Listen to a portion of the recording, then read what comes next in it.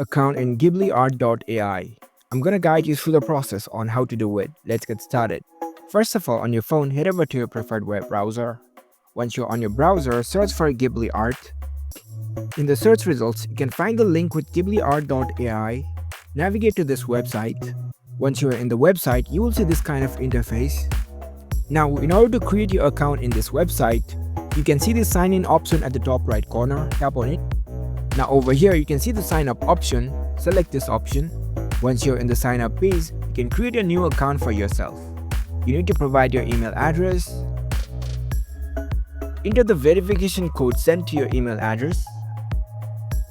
And right below that, you can create a password for your account. Make sure the password is secured and easy for you to remember. Reconfirm your password. Once you are done, you can tap on the sign up button. And there you go, you've successfully created your account in GhibliArt.ai website. You can now explore this website.